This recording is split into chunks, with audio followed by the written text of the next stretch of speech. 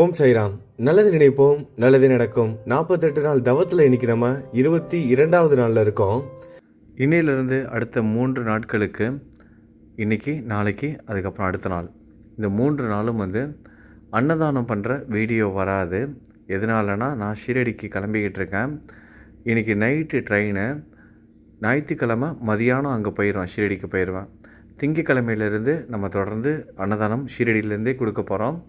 இந்த 3 நாட்கள் இங்கே ஆதரவற்றோர் முதியோர் இல்லத்தில் நம்ம பணம் கட்டிட்டோம். இந்த 3 நாட்களும் அங்கே அன்னதானம் செஞ்சுருவாங்க. அங்கே இருக்கிற ஆதரவற்றோர் முதியோர்களுக்கு நம்ம சாயோட பெயரால் அன்னதானம் இந்த 3 நாட்களும் நடந்துடும். 3 நாட்களுக்கு அப்புறம் திங்கக்கிழமையிலேருந்து நம்ம ஷீரடியில் நம்மளோட 48 நாள் தவத்தையும் தொடர்ந்து அப்படியே கண்டினியூ பண்ண போகிறோம். அன்னதானமும் அங்கேயே தான் செய்ய போகிறோம். சரி, வாங்க இப்போ நம்ம குரு சரித்திர கதைகளை கேட்க ஆரம்பிக்கலாம். நேற்றைய பதிவு உங்கள் எல்லாருக்கும் ஞாபகம் இருக்குன்னு நினைக்கிறேன். சுவாமிகள் அந்த ராஜா கட்டி கொடுத்த அந்த ஆசிரமத்தில் தங்க ஆரம்பிச்சிட்டாரு, மடத்தில் தங்க ஆரம்பிச்சிட்டாரு.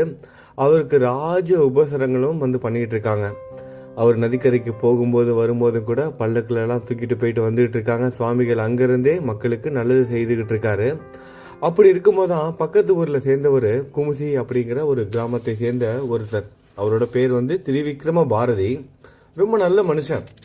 ஆன்மீகத்தில் ரொம்ப நம்பிக்கை இருக்கு, கடவுள் பக்திக்கு ரொம்ப அதிகமாக இருக்கு. நரசிம்மரோட தீவிர பக்தர் இந்த திரிவிக்ரம பாரதி.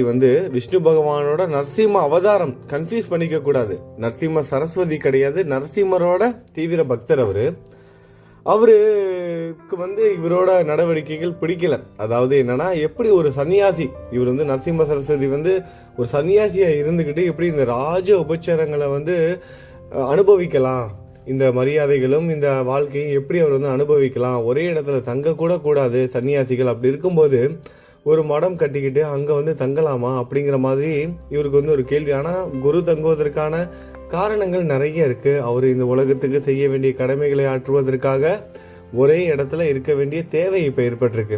இவ்வளவு நாளா குரு எப்படி இருந்தாருங்கிறது நமக்கு தெரியும், ஆனா அவருக்கு தெரியாது. நம்ம இந்த கதையெல்லாம் கேட்டுட்டு இருக்கிறதுனால தான் நமக்கும் தெரியும்.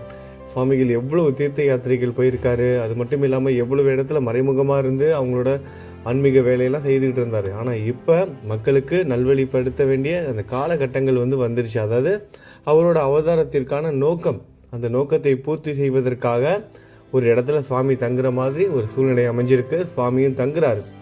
ஆனா இது எல்லாத்தையும் உணராத இந்த திரிவிக்ரம பாரதி நல்ல மனுஷன்தான். ஆனா அவரு சுவாமியோட இந்த நடவடிக்கைகள் அவருக்கு புரியல, புரிஞ்சிக்க முடியாததுனால பிடிக்கல.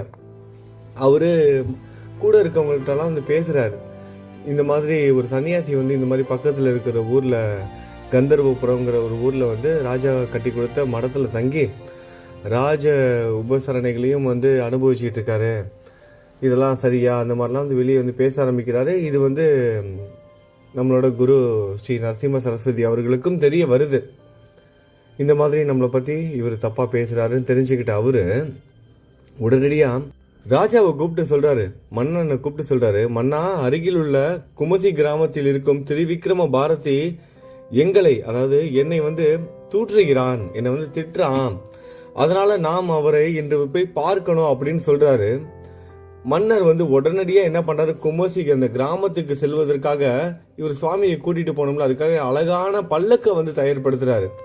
பல்லக்கை தயார்படுத்தி சுவாமியை அதுல அமர வைத்து ராஜ மரியாதையுடன், அதாவது முழு ராஜ மரியாதையுடன் சுவாமிகள் பல்லக்கில் தூக்கிட்டு போறாங்க. கூடவே குதிரைகள், யானைகள், இது எல்லாம் நடக்குது. கூடவே அவங்களுக்கு சேவை செய்வதற்காக ஒரு சில மக்களும் நடந்து வராங்க. இப்படி ஊர்வலமா சுவாமி ராஜ மரியாதையோட ஊர்வலமா குமசி கிராமத்துக்கு திரிவிக்ரம பாரதியை பாக்குறதுக்காக எல்லாரும் போய்கிட்டு இருக்காங்க. சுவாமி பல்லக்குல உட்கார்ந்து ராஜா மாதிரி போயிட்டு இருக்காரு. அங்க குமசி கிராமத்துல திரிவிக்ரம பாரதி நரசிம்மரோட தீவிரமான பக்தர். அவரு என்ன பண்ணுவாராம், தன்னோட இஷ்டப்படி நரசிம்மரை மானசீகமா பூஜை பண்ணுவாராம். தன்னோட மனசுக்கு எப்படிலாம் தோணுதோ அந்த மாதிரி மனசாலேயே அவருக்கு பூஜை செய்துக்கிட்டே இருப்பாராம்.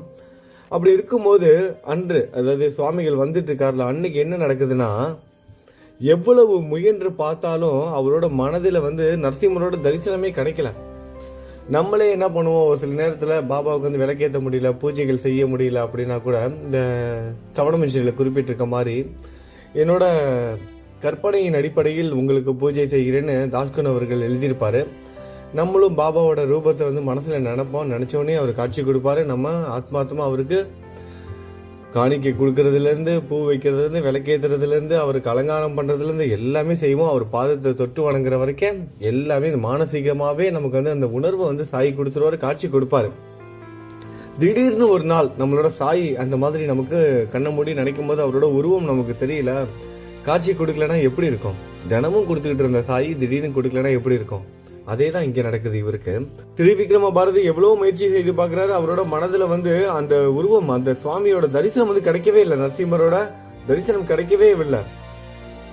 சாமி கிட்ட புலம்புறாரு, சுவாமி இத்தனை நாளா நான் செய்த பூஜையெல்லாம் எல்லாம் வீணா போயிருச்சா? நான் செய்த என்ன பாவம் செய்தேன்?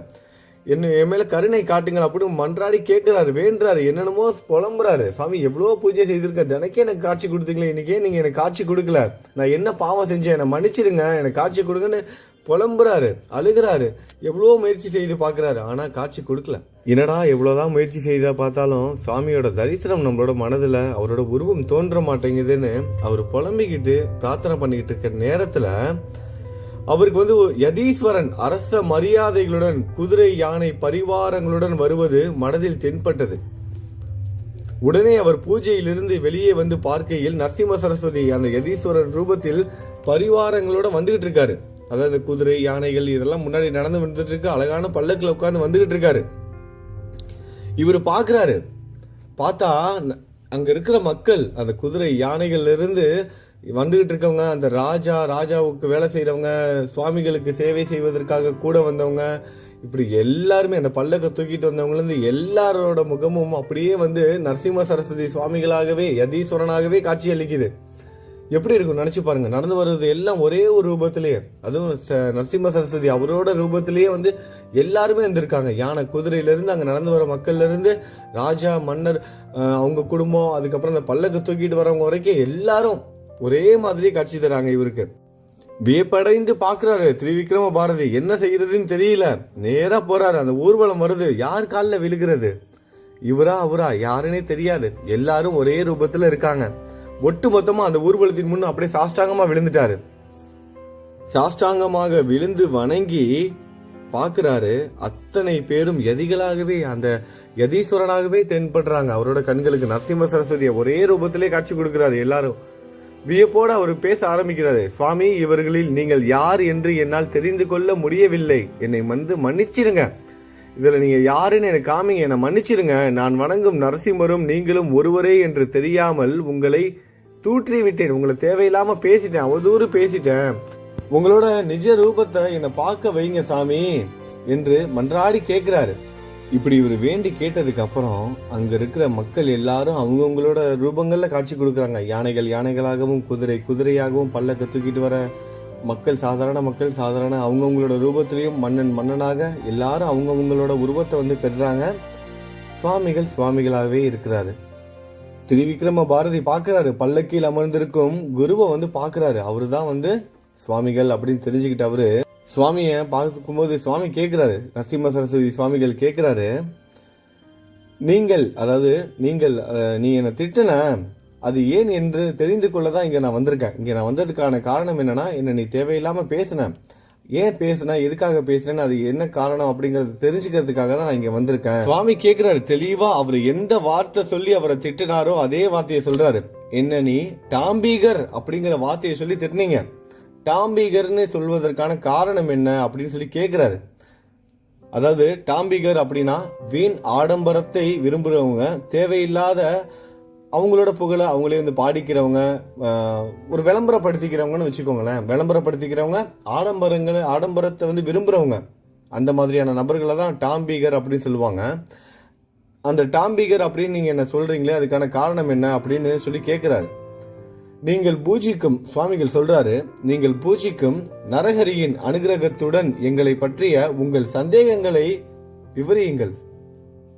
நீங்க சுவாமிகளை கும்புறீங்களா, நரசிம்மரை வந்து கும்புறீங்களா, நீங்க வணங்குற உங்களோட இஷ்ட தெய்வமான, உங்களோட குல தெய்வமான நரசிம்மரை மனசுல நினைச்சுக்கிட்டு தைரியமா நீங்க வந்து கேளுங்க, உங்களோட சந்தேகங்கள் எல்லாத்தையும் கேளுங்க அப்படின்னு சொல்றாரு சுவாமிகள். எல்லா சந்தேகத்தையும் கேளுங்க, என்னை பத்தி உங்களுக்கு என்ன தெரியணும், எது வேணா கேளுங்க அப்படின்னு சொல்லி கேட்கிறாரு.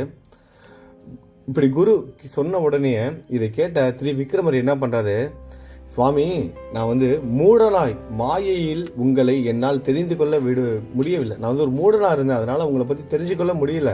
கண்கள் இருந்தும் கதிரவனை காண முடியாமல் இருக்கும் ஆந்தையை போல் உங்களின் மகிமையை என்னால் தெரிந்து கொள்ள முடியவில்லை சாமி, என்னை வந்து மன்னிச்சிடுங்க. விதுரர் வீட்டுக்கு கிருஷ்ணர் பகவான் நேராக சென்றது போல் நீங்கள் என்னை தேடி நான் இருக்கிற இடத்துக்கே நீங்க வந்திருக்கீங்க. அஞ்ஞானத்தினால் சம்சாரம் என்ற கடலில் மூழ்கி இருக்கும் என்னை ஞானமென்ற ஓடத்தில் உட்கார வைத்து உங்கள் கிருபை என்ற காற்றினால் இந்த சம்சார கடலின் கரைக்கு சேர்த்து விடுங்கள். எவன் ஒருவன் உங்கள் கிருபையை பெற்று விடுவானோ அவனின் முன் பாவங்கள் அகன்றுவிடும். பாரதத்தில் அர்ஜுனனுக்கு கிருஷ்ணர் விஸ்வரூப தரிசனம் தந்தீர்கள். பக்தவக்ஷலா, உங்கள் மகிமை எண்ணற்றது.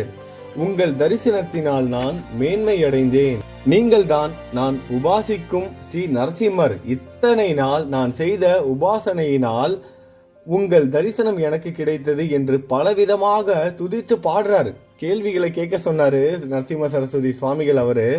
ஆனா இவரு எவ்வளவு பேசிக்கிட்டு இருந்தாரு. அந்த தம்பட்டை அடிக்கிறவங்க, ஆடம்பரத்தை விரும்புறவங்க, அது இவர் சன்னியாசியா, அது இதுன்னு கேள்வி கேட்டவரு இப்ப கண்ணு முன்னாடி வந்து நின்றுட்டாரு, பார்த்துட்டாரு. அதுவும் எப்படிப்பட்ட காட்சி! நான் வணங்குற நரசிம்மரே இவர் தான் அப்படின்னு புரிஞ்சுக்கிட்ட அவரு எப்படி கேள்வி கேட்க முடியும்? போற்றதான் முடியும், பாடதான் முடியும். துதித்து பாடுறாரு, ஆசீர்வாதம் கேட்கிறாரு, நமஸ்காரம் வாங்குறாரு. இப்படி பலவிதமாக அவரை துதித்து பாடுறாரு. ஸ்ரீ குரு நரசிம்ம சரஸ்வதி அவர்கள் அப்பொழுது என்ன பண்றாரு? அவரின் பக்திக்கு மனமுவந்து, திரிவிக்ரமா, உன் பக்திக்கு சந்தோஷம் அடைந்தேன். ஸ்ரீ நரசிம்மரை என்றும் போல் நீ எப்போதும் போல நீ என்ன பண்ண, அவருக்கு நின்று பூஜை செய்துக்கிட்டே இரு, உபாசனை சேவை செய்து கொண்டே இரு. அது எனக்கான சேவையாக அது வந்து எடுத்துக்கொள்ளப்படும். நீ வந்து உன்னோட கடவுளை நீ வந்து கும்பிடுப்பா. எப்போதும் போல நரசிம்மருக்கு நீ உபாசனை செய்து கொண்டே இரு. அது எங்களை உபாசனை செய்தது போல் ஆகும். சுவாமிகள் சொல்றாரு, உங்களுக்கு திரிவிக்ரம பாரதியை பார்த்து, உங்களுக்கு மறுபிறவி கிடையாது, இந்த பிறவியிலேயே முக்தி கிடைத்து விடும் என்று ஆசீர்வதித்து நீங்கள் இந்த கிராமத்திலேயே இருங்க அப்படின்னு சொல்லிட்டு என்ன பண்றாரு? அரசரை பார்த்த மன்னரோட வந்திருக்காருல, மன்னரை பார்த்து சொல்றாரு, எனக்கு வந்து அனுஷ்டானத்திற்கு நான் வந்து போகணும், எனக்கு வந்து நேரம் ஆகிருச்சு, அதனால நான் வந்து முதல்ல போறேன் அப்படின்னு சொல்றாரு. வந்தது பல்லக்குல ராஜ மரியாதையோட வந்திருக்காரு. குதிரைகள், யானைகள், அப்புறம் ஏகப்பட்ட பரிவாரங்களோட வந்திருக்காரு. அப்படி வந்தவர் என்ன சொல்றாரு? நான் உங்களோட சேர்ந்து வர முடியாது, உங்களோட சேர்ந்து வந்தா லேட் ஆயிரும், எனக்கு வந்து வேலை அதிகமா இருக்கு அப்படின்னு சொல்லிட்டு மனோவேகத்தில் சங்கமத்தை அடைந்து அனுஷ்டானங்களை முடித்து கந்தர்வபுரத்துக்கு வந்து போய் சேர்ந்துறாரு. மனோவேகத்தில், அதாவது மனோவேகம் நினைச்ச உடனே இந்த இடத்துக்கு போகணும்னு அவங்க நினைச்சாங்கன்னா அந்த இடத்துக்கு போயிடுவாங்க. இப்ப இவங்கள மாதிரியான மகான்கள், குருமார்கள் இவங்கெல்லாம் வந்து பாத்தீங்க அப்படின்னா ஒரே இடத்துல இருக்கிற மாதிரி தான் இருக்கும். ஆனா அவங்க ஒரே நாள்ல காசியிலயும் வந்து ஸ்நானம் பண்ணுவாங்க, யமுனாலையும் ஸ்நானம் பண்ணுவாங்க, நர்மதாலையும் ஸ்நானம் பண்ணுவாங்க, கோதாவரியிலையும் ஸ்நானம் பண்ணுவாங்க.